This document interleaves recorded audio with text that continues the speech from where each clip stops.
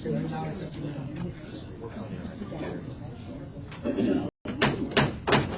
like to call this meeting of the Princeton City Council to order. Clerk, call roll. Mayor Mabry? Here. Councilmember Newman? Here. Gomez? Here. McCall? Here. McCransky? Would you please stand and join us in the Pledge of Allegiance? Pledge allegiance to the flag of the United States of America and to the republic for which it stands, one nation, under God, indivisible, with liberty and justice for all. Thank you. So, this evening we start the meeting with public comment. We have public comment at the beginning of the meeting as well as at the end of the meeting. You're allowed to speak to both sessions. We'd like to have you limit your time to 3 minutes if possible. We typically don't respond to the comments or questions they may have, but basically we're always welcome to have you speak. So if you have anything to say, feel free to come to the mic. If not, you've got a chance at the end of the meeting. Oh, here we go. Please. All you have to do is state your name, please.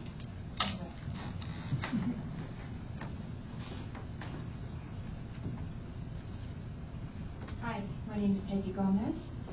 I'm here to report to you guys some bad news about the Monterey Mushroom Factory. I did reach out to the Watsonville, California Garlic Fest to see if we can grow garlic inside the Monterey Mushroom Factory. Well, lo and behold, who knew where the place I grew up, garlic actually needs the California fog to grow. And because of all the moths, yeah. So they had to decline, and they just finally got back to me about this. And I asked them what other company can use an indoor mushroom factory, because since it is in Monterey, California, place I grew up, I thought I'd reach out. I even reached out to Salinas, California, where they grow broccoli. No, it has to be outdoors. It has to have fields. It has to have the fog. What is it with the California fog? I don't know, but that's what they told me. So blame it on the fog. Yeah, I'm so sorry. I mean, Every effort's good. We appreciate it. Geraldine, would you like to jump on? Yeah. You tried. Yeah, I tried.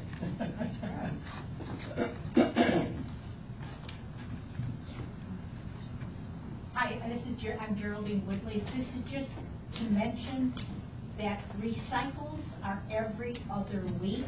Last week, if you drove around, at least a few of the containers were on every block. This week, obviously, they're collecting, but it's every other week. Thank you. Thank you. Okay. We'll go ahead now and go to approval of minutes from the last council meeting, please. I move that we approve the minutes from our regular council meeting on June 3rd, 2024. Second. Motion and second. Any questions or comments from the council? Seeing none, clerk, call the roll. Councilmember Newman? Aye. Gomez? Aye. McCall? Aye. McCransky? Aye. And Mabry? Aye. Thank you. Now we'll go on to the approval of the invoices with City Clerk Janet Henning. In the Department of Accounts and Finances, we have $342,624.94. In the Department of Streets and Public Improvements, we have $152,614.80. In the Department of Public Safety, we have $211,628.85. And in the Department of Public Property and Utilities, we have $1,029,795.26, with a grand total of $1,736,663.85. Mayor, all council members present have confirmed the reviews of all invoices and are now submitted for disposition. I move that we approve the invoices as presented. Second. Have a motion and second. Any questions or comments from the council? Seeing none, clerk, call the roll. Councilmember Newman. Aye. Gomez. Aye. McCall. Aye. McCransky. And Mayor Mabry. Aye. Thank you. Now on to the resolutions, please. I move that we approve resolution R dash, I'm sorry, you're supposed to precede this. Okay. I'm good, yes, you are. Very good. I see that. So tonight we have resolution R-24-013, accepting the bid and awarding contract to Porter Brothers Construction for Marion Street sanitary sewer replacement for $608,332.59. I move that we approve resolution R-24-013. Second. I have a motion and a second, and Teresa, if you would just elaborate on that, how much of that was grant money that you were able to receive for the city on that, please? As the resolution states, this is to not exceed the full contract price of the $608,332.59 going to Porter Brothers. Of this amount, we are responsible for $50,000 of it. The remainder of it is grant funds. We did have, as you see in your packet, 3 packets. One submitted by Porter Brothers, one was Miller Trucking out of Silvis, and the other was Fisher Excavating out of Freeport. So this is, again, just for the sanitary sewer replacement on that road, on that street. We will be looking at the stormwater once this project commences with the grant funds, because we can't mix them together. So that is definitely on the horizon, though. Very good. Thank you, Teresa. Okay, clerk, call the roll, please. Councilmember Newman. Aye. Gomez. Aye. McCall. Aye. McCransky. Aye. And Mayor Mabry. Aye. Thank you. Next on the agenda, we have resolution R-24-014, authorizing the sale of real estate no longer useful to the city of Princeton at 429 East Washington Street. I move that we approve resolution R-24-014. Second. Okay, thank you. And on that one, that's a small building lot that the city tore the house down, and now that lot is going to be listed with a local realtor and put into the MLS system, and hopefully we'll find a buyer, like was similar to the empty lot on North Euclid. Any questions or comments from the council? Clerk, call the roll. Councilmember Newman. Aye. Gomez. Aye. McCall. Aye. McCransky. Aye. And Mayor Mabry. Aye. Thank you. Next on the agenda, we have resolution R-24-015, authorizing the sale of real estate no longer useful to the city of Princeton at or near 1117 North Church Street. Move that we approve resolution R-24-015. Second. We have a motion and a second. If we could, then Teresa, if you'll elaborate on that one, please. And this one is, let me make sure I got the right one here. 90,000? Yep. Okay. Yes. So this is the property across from the street compound where the brush drop-off is.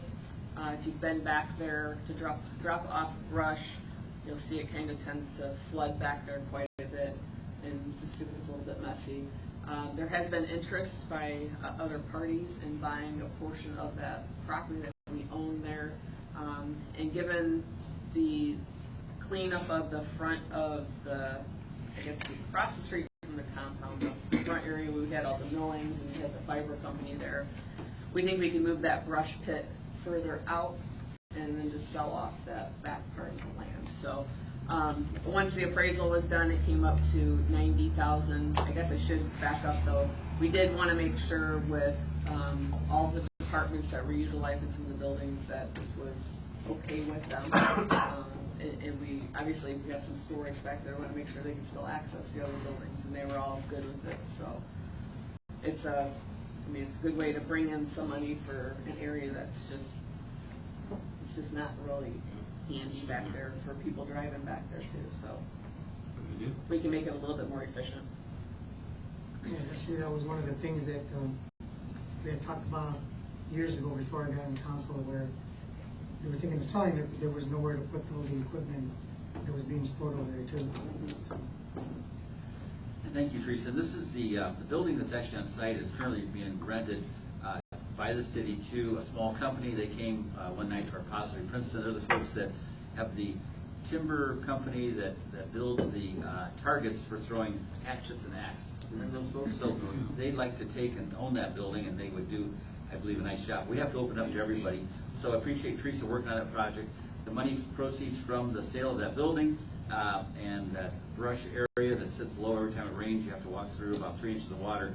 Will allow the street department through Aaron Christensen, the street superintendent, to build a new pad closer to Euclid and maybe have a little bit more security over who's dumping brush there. There'll be just one way in and one way out because we don't want to inherit other communities' brush from individuals. So, did you say they were going to be silent bids for that? Well, it's going to be advertised in the paper. Yep. So everybody will have a chance. And we got the appraisal done. We did a survey, and so Teresa did some legwork on that. We appreciate that. It'll be a positive thing, I believe, moving forward for everybody. So, okay. With that said, any other questions or comments? Clerk, call the roll. Councilmember Newman. Aye. Gomez. Aye. McCall. Aye. McCransky. Aye. And Mayor Mabry. Aye. Thank you. Next on the agenda, we have ordinance O-24-013, authorizing the sale of personal property no longer necessary or useful to the city of Princeton. This is the first reading. Move that we advance ordinance O-24-013 to the second reading. Second. We have a motion and a second. Teresa, go ahead and explain what we're selling, please. Selling a lot of stuff. That's why I can Sure. This is actually our 2016 International 7400 garbage truck.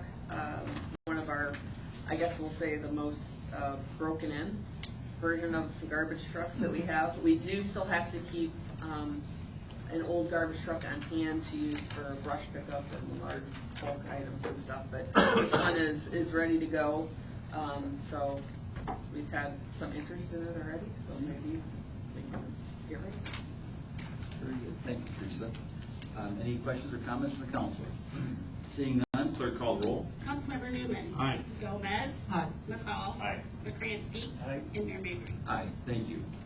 Next on the agenda is ordinance O-24-014, prohibiting electronic messaging signs on Main Street from BNSF track on the north, then southerly to Boyd Avenue. This is a recommendation from the Plan Commission. This is the first reading. I move that we advance ordinance O-24-014 to the second reading. Second.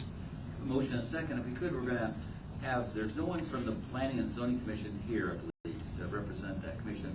Pete, would you be able to come to the mic and give an overview of what they're discussing? And please. Electronic messaging signs are becoming more popular everywhere in town, really. And with the recent application for an electronic messaging sign at Beanbuzz, upon review of the zoning district codes, she's actually not allowed to have one. So she applied for a variance, and she's not allowed to apply for a variance.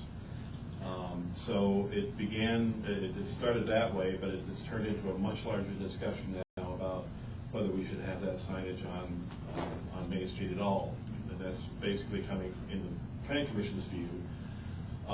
With the comprehensive plan that was issued in 2016, plus the I think it was 2020 issuance of the Main Street revitalization plan. Both of those explicitly say that electronic messaging signs detract from the historic nature of Main Street. So the Plan Commission felt that it was, instead of spending money on these studies and then never implementing anything on there from any of these studies, that their position should be to ban them altogether. In other words, they're not saying necessarily that anybody that has them now, like Dairy Queen and Harvest Realty and the fire department, for that matter, that those signs would have to go away. But if they get damaged or if they conk out for some reason, they wouldn't be allowed to replace them. So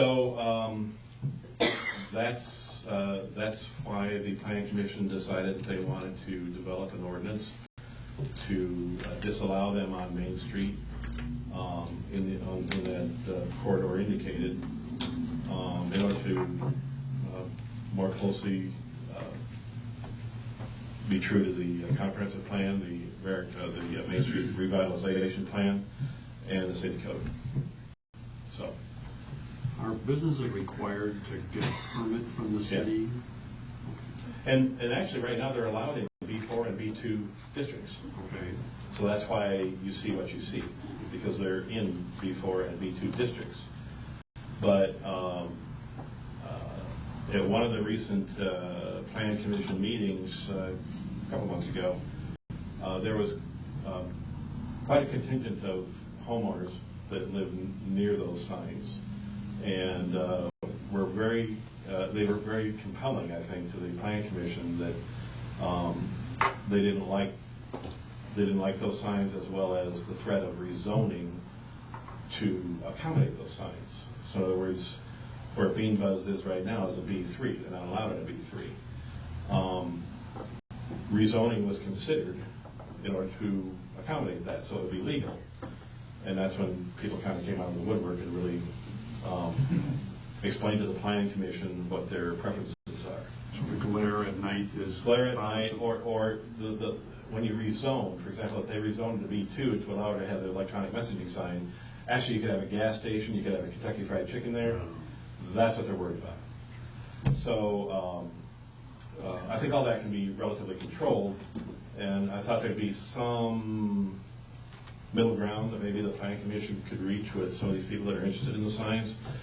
But the Planning Commission was very clear that this is the route they wanted to go. So, other questions? Very well put. Pardon? Very nicely put. Oh, thanks very much. Good overview. It's a tough, no, you're doing great, Pete. Good overview. I appreciate that. So the Planning Commission met on Tuesday night. Is that right? Last Tuesday. Yeah. Last Tuesday. And then it comes before the council just basically within the past 6 days. In other words, correct. The public really hasn't had a chance to chew on this at all because they, other than having posted on the agenda, they wouldn't know where in the works of doing this. Well, it was published in the paper too, but I think that the circulation of the paper is not what it used to be. Sorry, Ben. I'm not with the paper. I can say what I want then. Yeah. So I know Jerry was at that meeting Tuesday night. So a couple of comments. I'd like to hear the council members' comments. So sometimes when you take on something like this, we want to get it right the first time. And I would think maybe if we could consider tabling this to the first meeting in July with the idea that we could have time to have our constituents talk to us, whether it be a bank or somebody that utilizes electronic sign, and just to get their feedback. It's a big decision to not have electronic signs, and I know I personally have one that I put in 10 years ago that is in front of my business, and I would be a hypocrite if I vote against. If I vote for this ordinance, I better go take my sign down because I feel like the city of Princeton. Unfortunately, we've got one here. As you leave tonight, you'll see it. It's out more in front of this fire station, but it's an electronic sign with time and temperature, and it flashes and it changes copy. So we would be wanting to set the example, and unfortunately, that sign would go bye-bye instead of, in my opinion, because if we're asking other people to do something, we better set the example up front. But, and maybe Jerry just... Well, no, I thought that they had indicated that those that have them can keep them until such time as they become unable to just to replace. That's correct. So they're grandfather. Kind of grandfather. They are, yeah. But in an ideal world, we don't want any of those signs anymore. We don't. Right. So anyway, I'd like to hear each council person, your thoughts, and if you had time to even chew on this a little bit or not. Yep, Mike, we'll start down there with you. I think I'd like to talk to some people on the Planning Commission as well as maybe some of the businesses to see what their thoughts are. I mean, I get it. We are in a new age now too, and is there, like Pete said, kind of coming to a middle ground? Is there maybe a sizing in those zones that we could limit so it wasn't so bright? I don't know. I'd rather hear from the community first before we make a decision. Appreciate that. Marty? Yeah, I'd like to see what other options there are, or if we could talk to some constituents to see how, why they would be against having those signs. I mean, I'm in favor of having them if they can be, restricted in a way so that it doesn't interfere. Excuse me? I feel like I'm talking to the microphone, but, sorry. No, nobody can hear you out here, Mark. Nobody can hear you.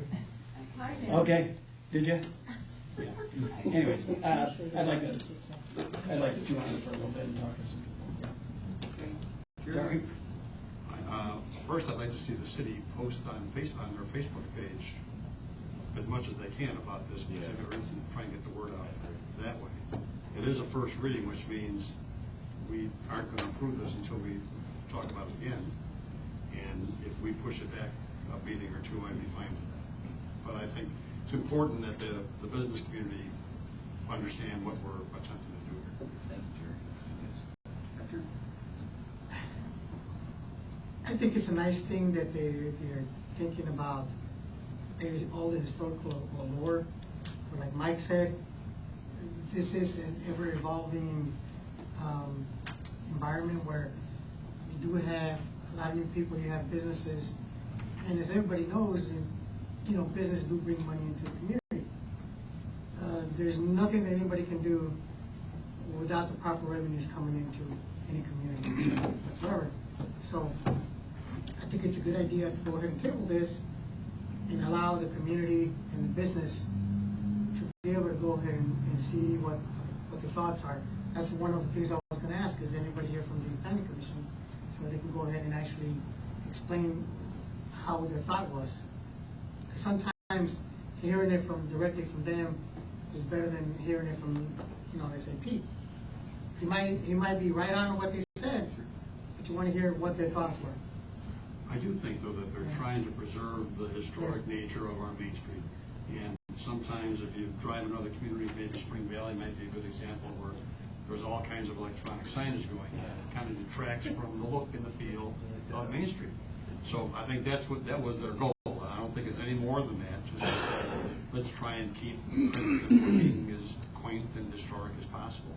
And this is, I guess, their first attempt to do it. I won't totally disagree with that thought process, but we also have to look at businesses that are struggling to get people in the door and things like that.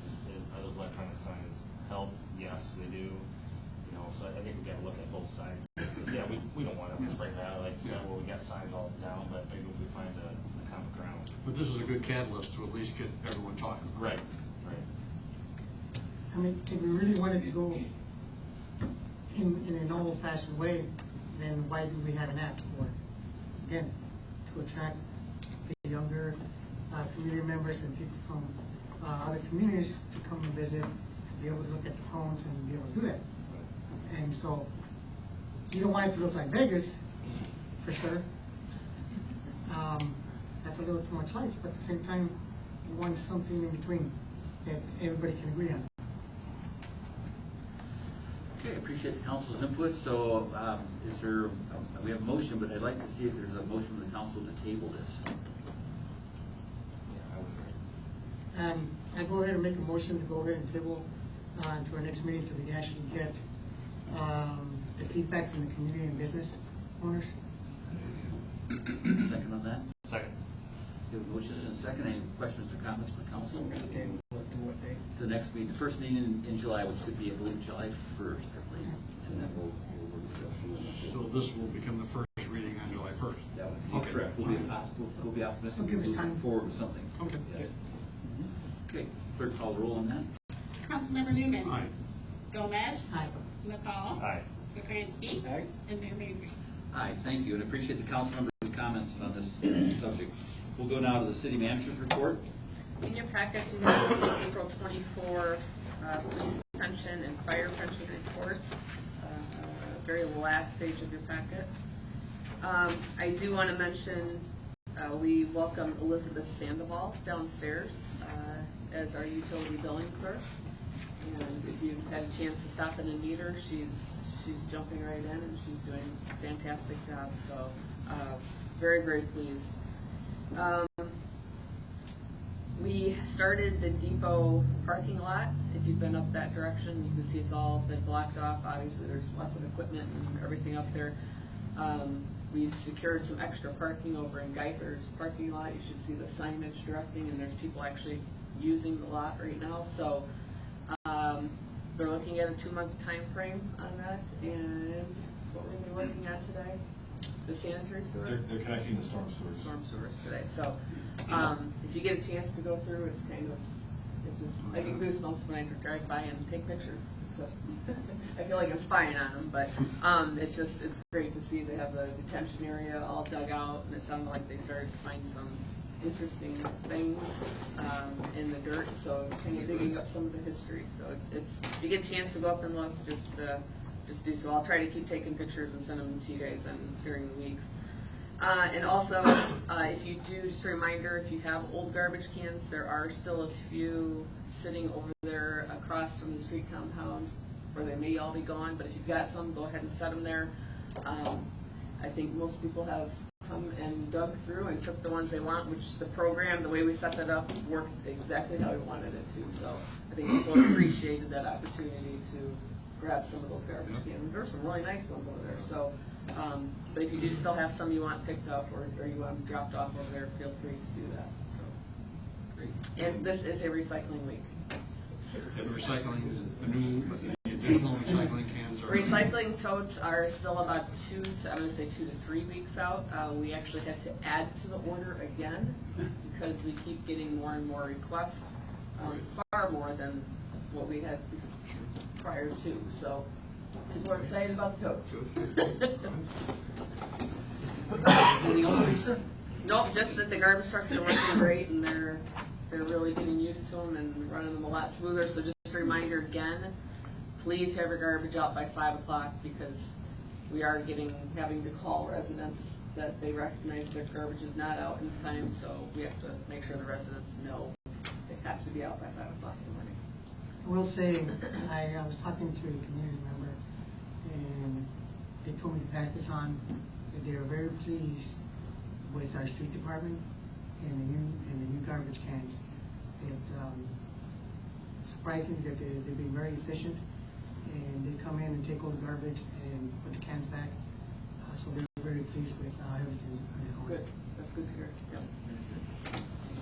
Okay, thank you, Teresa. And on Teresa's comments about the train depot, so Teresa's working with the electric department. They're going to have ornate street lamps, and then it'll be our first electric vehicle charging station will be down there through the electric department, and that'll be a nice thing. So we have a place for people to plug in their cars when they come visit. Okay, with that said, we'll go to the mayor's report, and I'm going to go down here to the podium for just a moment.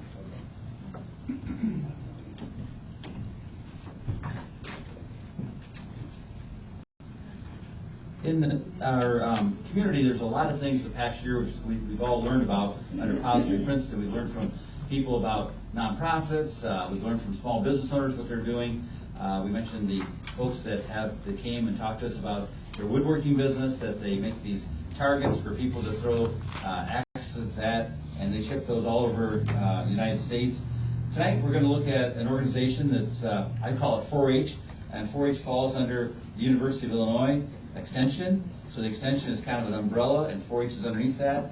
Representing the University of Illinois Extension, and her title is 4-H Youth Development Educator, is Beth Delatorre.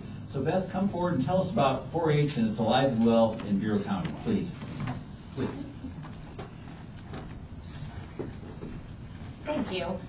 My name is Beth Delatorre, as you heard, and I was a classroom teacher prior to this position, so I might ask for some feedback and questions. It's just an occupational hazard that I throw questions out to the crowd.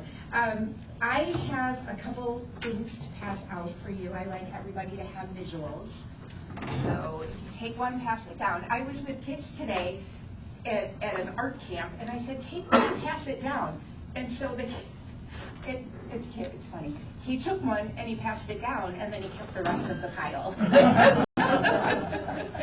So take one off the top and then pass the pile. That would be good. I every time I'm around him, I learn something new. So I am with 4-H. Yes, we are part of the University of Illinois Extension, and I always like to ask: does anybody here know what extension is? Anybody wanna maybe explain it in your own words? I think it'll come better from you. Okay. Well, I wanted to give other people a chance to speak. So extension actually is a land grant. So this goes back to the time of Lincoln, Abraham Lincoln. He established the land grant. And he was a proponent of free education and easily accessible education. And he understood that people around here maybe couldn't leave their businesses, couldn't leave their farms for 3 or 4 days to go down to University of Illinois or to go up to one of the Chicago universities. And so what he did is he established a land grant so that every county in every state in America would have an extension office. And that is what we literally are an extension of the university. So University of Illinois is my employer. We have an extension office anywhere you go in Illinois, any county, there's going to be one. We have one in Ottawa. We have one here in Princeton. We have one in Henry. 4-H is a part of it. So University of Illinois Extension is kind of like the umbrella. And then underneath it, we have 4-H, which is Positive Youth Development, working with kids. We have Master Gardeners, Master Naturalists. Anybody here? Master Gardener or Master Naturalist? Okay, maybe later, maybe. We have Health and Nutrition. We have agriculture. We have a partnership with the Ag Department out at IVCC, so we partner with them. We have SNAP Ed, which is part of the federal grant for nutrition and wellness for people. Just a lot of things. We have horticulture. We have, I mean, there's ones that I don't even know of, some in urban areas. And so tonight what I want to do is come and talk to you a little bit about 4-H, let you know what we are doing. The first handout, the half sheet of paper there, if you scan the code on the back, that takes you straight to the 4-H website, just in case you want to check it out. The other one that has my name on it, it has a QR code. That takes you to my reports. I have to, since we are publicly funded, I have to give reports to boards and finance committees. And I'm writing these reports, and they were 7 and 8 pages long, and they had all these pictures, and I'm like, there's got to be a better way. We have to save some trees. And so I created a website where anything that we do, I just put it on there, people can scan it, and they can check it out there. So that is specifically to 4-H. I personally oversee 4-H in Bureau, LaSalle, Marshall, and Putnam counties. That's my title as educator, so I oversee them. Then I have program coordinators in each of the county offices who specialize in just their county. So if you ask me any questions tonight specifically to Bureau County and I don't know them, it's only because I'm not, full-time Bureau County. And I kind of put together a little report just to focus on what's going on in Princeton and in Bureau County with 4-H specifically. So a lot of things that we do with 4-H is building partnerships. And 2 that we have that we're very proud of is with the Bureau County Farm Bureau. I don't know if any of you know Jill Frew, but she's very, very supportive, great person. And the Bureau County Soil and Water Conservation District. Every year we partner with them. We go to the Ag Days at the fairgrounds. We talk about farm safety. There we teach all 4th graders about farm safety. We go to the Conservation Day at Wernicke Woods and teach about monarchs on the move and the importance of pollinators. We are, I'm proud to say, have been in Logan Junior High. We've been teaching 5th graders. Health Rocks is the name of the program. And it's kind of like an anti-drug, vaping, cigarettes, alcohol program, teaching them to make good, healthy choices. And we kind of throw in some health education and bring in some local speakers to talk about health professions so that they can learn about that. 2 years ago, we had, from the hospital, it was before St. Margaret's and all of the changes, but we had somebody, the surgical department come. And it was adorable. They brought them the full surgical gear, and all of the kids got to wear it, and then they got to put a cast on a water bottle. They learned what that was like, and they enjoyed it. We had another speaker from Youth Services Bureau come and talk about their job and how they counsel kids. We had another one from Bureau County Health Department talk about their own experiences with drugs and the consequences that it had. So we try to bring in personal stories for them to relate to. So this was our third year doing that at Logan, and it's been great. We have things at a county level, we have things at a multi-county level, we have things at a regional level, and then we have things at a state level, which ultimately you can go to the national level. So it's kind of like sports, only we don't call it the sectionals. We call it the regional.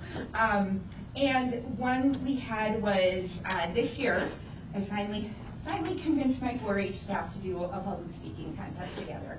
And we had that at IVCC, and actually a girl from Princeton actually won best overall speech. She did the book, The True Story of the Three Little Pigs. Have you heard that one? It's the story told from the wolf's perspective.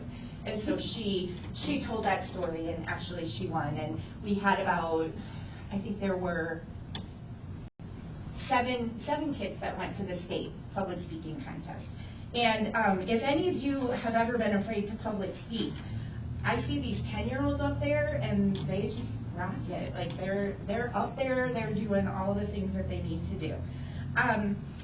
We had regionally, I worked with some other educators from 11 surrounding counties over by Dixon, and then the Quad Cities, and then over by like the Galva area. We did a Build Your Future, which was teaching kids about careers and career paths and what you need to do. We threw in some social media awareness and social media footprints. Mr. McCransky, you have Tommy, right? I'm Michael Shaw's mom. I'm good. How are you? I was just going to say, he can speak for the social media. Yes, he's my dad. Yeah. I was going to say I had the pleasure of working with him. I'm glad to hear it was a pleasure. Yeah, it was a pleasure. With him, you never know. It can go either way, right? But I was going to say, we have teenage boys, social media, and video games. They are on it a lot, and I don't think they understand sometimes the consequences that comes with that. So we threw some of that in there and gave them some, fake interviews and questions to learn about that. We had them fill out some applications to like Dunkin' Donuts and Walmart. And somebody that was a sophomore asked what their zip code was. So it's always interesting. It's like, okay, yeah, you should probably know that before you get out there. So those are the kinds of things that we offer. And the kids in Princeton, it's open to everybody. 4-H is open to all. We do not turn anybody down. We make accommodations. We invite everybody. And so it's open to anybody at any time. We do have a lot of summer programs going on. That's on the second page, the fairs. We have a dog show coming up this Saturday. It's going to be Baker Lake, which is adorable because the dogs never behave for the kids. And we do a costume contest and like tail wagging tricks, so that's always fun. The fairs are coming up. I'm doing an art camp in Depew right now, which is kind of fun, learning the basics of art. We have our 4-H fair coming up. Bureau County is July 11th through the 13th, so if you're curious, come and check it out. The kids do amazing things. And then what I personally am doing in all 4 counties is a mindfulness theme for summer, which it's a buzzword right now in education, but it's basically managing your emotions, which a lot of kids are struggling with right now. There's a lot of issues, as I'm sure everybody knows, at home and with parenting and discipline and all the things, and so that is a really good way to teach them to just slow down and, you know, this is how you breathe, this is how you calm down, stay active, go for a run, you know, go play outside, don't stay on your video games, that sort of thing. We have a lot of clubs and spin clubs. So currently in Bureau County, on the back there's a map of all the clubs that are in Bureau County. There are 3 that are right around Princeton right now. Bureau County Open Door is one of our biggest ones. They have maybe 35 to 40 kids that are in that club. We have Bureau Bulldogs, the Clarion Commons, which are in Memorial. We have a homeschool group, which is Fine Arts and Science team. Liberty is in Spring Valley. We have Manless Boys and Girls, Walnut Winners. We have Lionette Winning Wonders, I believe. Zeering, which is like the, I'm so bad with towns, Seatonville, that area. They meet out there, kids that live in that area. And then Sheffield, we just started a new club. All of those clubs have what we call Cloverbud clubs that are connected to them. Cloverbuds are 5 to 7-year-olds. So we recognize that they're kind of special in a fun way. And they need to learn in a different way. So we keep the projects and expectations just fun and hands-on for them. We have, in Bureau County, we just resurrected it. It's the 2nd year of horse bowl and hippology. Anybody familiar with that? Do you know it? Mm-hmm. Okay.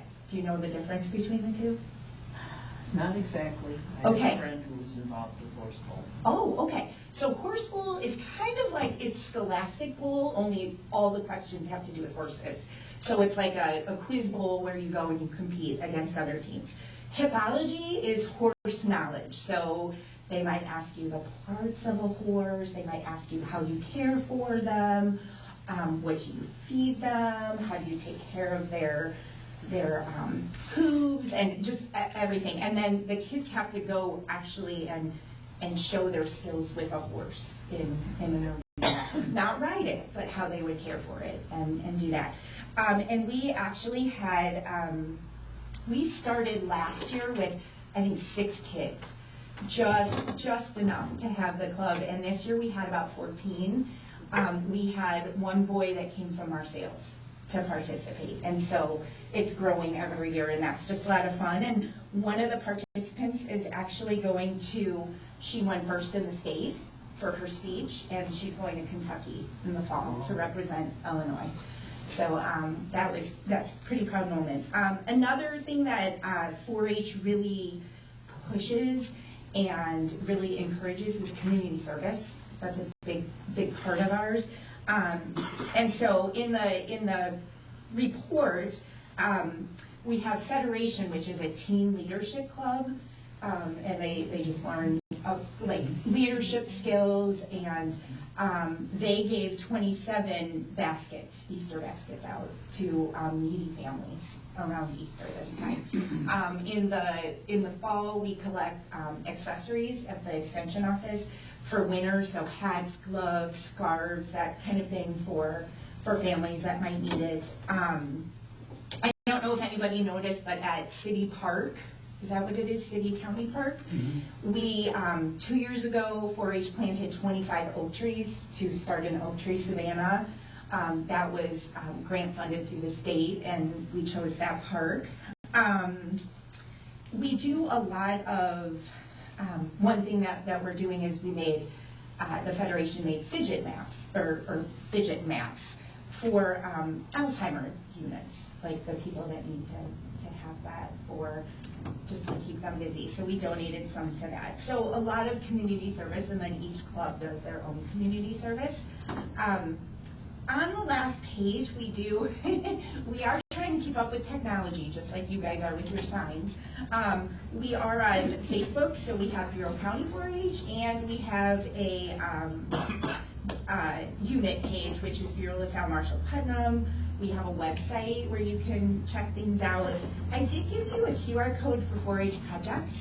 I know a lot of people think of 4-H as being cows and corn, And we really have grown to be a lot more than that. We have, in Bureau County here, we started a robotics club. So there's that happening. We have woodworking, we have coding that is happening. And so if you're ever curious as to what all the projects are, if you can't make it to the fair, you can look at that. I take lots of notes because I'm always afraid I'm going to forget something. But in addition to all of the things that I mentioned, kids can go, they can cross county lines. We encourage that. So if they're doing something in LaSalle County that somebody in Bureau County wants to do, they are welcome to do it. They can go to other counties. And we've really seen that, like at the public speaking contest we had, a couple of the girls were exchanging numbers and, you know, talking and making friends, which is great because we're like, okay, go and make eye contact with other human beings, right? Like that was really good. We do have, and if anybody knows, we are looking to get into the schools here. We have a couple master gardener volunteers that would like to do a seeds to harvest garden. They're lettuce beds, and it's a raised garden bed, and we teach them how, you know, things about the soil, things about the worms and the bugs, different kinds of fertilizers. They plant onions and chives and lettuce, and then on the last day we harvest it and they get to eat what they grew, and it's a 6-week program. So I reached out at the beginning of the year, but didn't hear from any of the principals. So if anybody wants to hope to get a lettuce bed in Princeton, we would love to do it because we have some people that are excited. We also partner with Hornbaker Gardens. There's going to be a pollinator day on Saturday at 2 o'clock. Teach kids the importance of pollinators there. We have a lot of things like shooting sports, which is really important because they learn how to use them all appropriately, and safety measures, that sort of thing. And we have volunteer opportunities. We're always looking for volunteers. So if you want to do that, you can check me out. My email's right here on the report. But that's kind of 4-H. We try to do a little bit of everything, and we try to prepare kids for the world that they're going into. And so that's kind of it in a nutshell. There's so much information. I don't think I could give it all to you in one night. But do you guys have any questions for me, or anything that you've ever, wondered or? What's the age group? I know you said the Clover Buds is 5 to 7. How about then for the 4-H kids? It's 8 to 18. Yes, and the year starts September 1st. So even if you're 18 and you turn 19 on September 2nd, you can still be in it that year because it's the date is September 1st. So it's 8 to 18. 4-H is alive and well. Yes, we actually are out there a lot. So I appreciate your time. Thank you so much. Thank you. Thank you, Beth.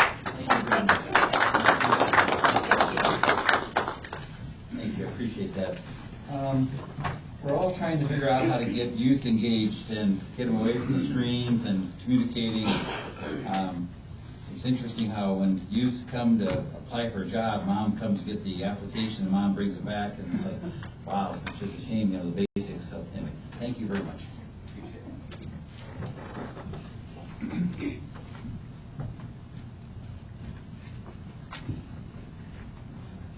Okay, is there any old business come before the council this evening? Is there any new business come before the council? Is there any public comment? Anyone would like to speak? The council members will stick around afterwards if you're in the audience and you would like to talk to the council members. We'd be glad to talk to you individually. If you would, Jerry, please. I move that we adjourn our regular council meeting this evening and reconvene for our next council meeting on Monday, July 1st, 2024, 6 p.m. here at City Hall. We have a motion and a second. Clerk, call the roll. Councilmember Newman. Aye. Gomez. Aye. McCall. Aye. McCransky. Aye. And Mayor Mabry. Aye. Thank you. This meeting is adjourned. Thank you for coming.